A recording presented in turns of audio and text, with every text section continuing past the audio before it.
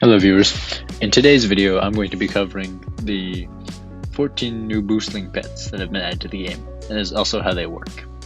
So these pets have really just been added to the game a few days ago.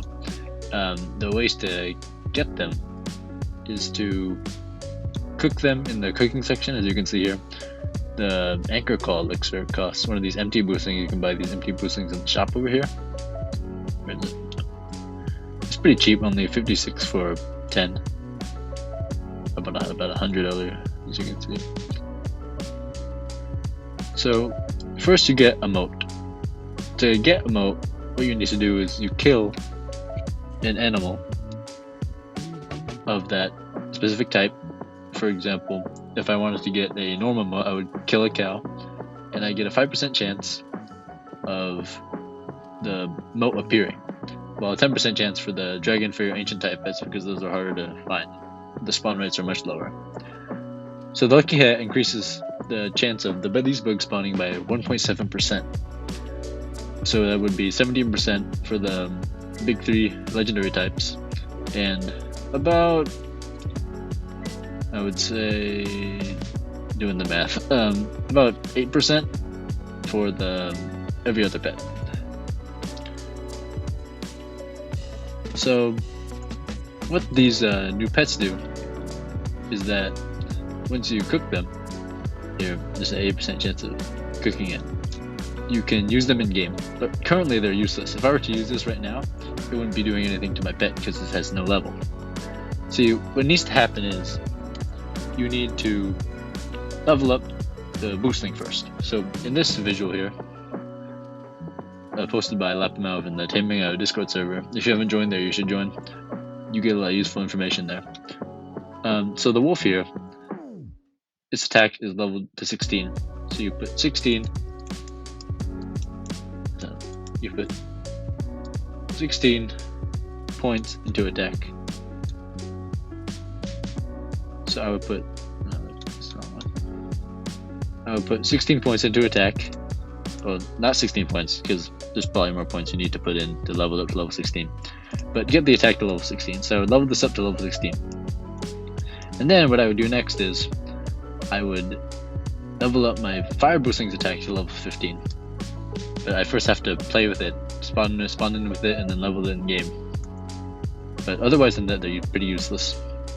So as you can see, wolf level 16 attack does 68 damage, so 34. And it's 34 bite without the boostling.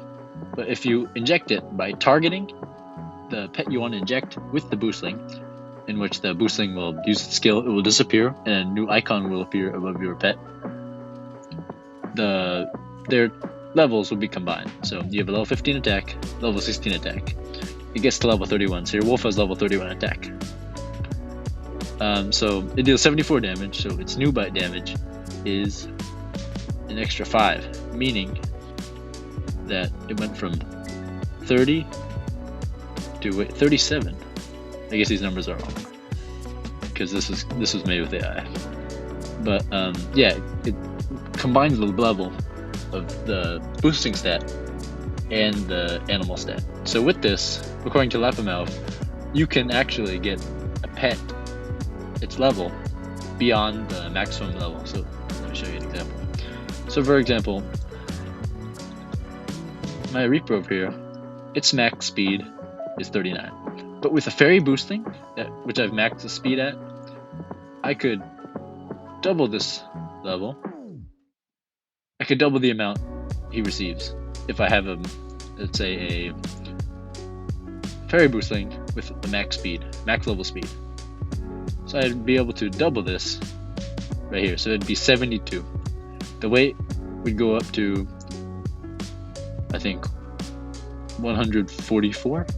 I can do the math right. I would get an extra 600 life, extra 6 attack. I don't know how much these go up to yet, but it would double the max values if I had a max fairy boostling. So these boostlings are really good.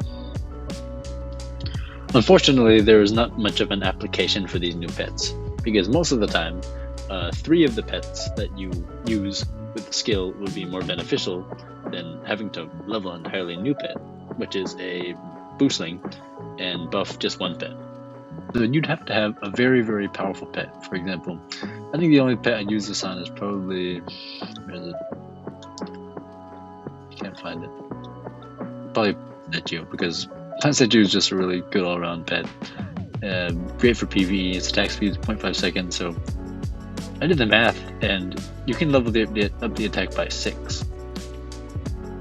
So if you get to max level, it'd be 18. But if you add, let's say, plant or a rock boostling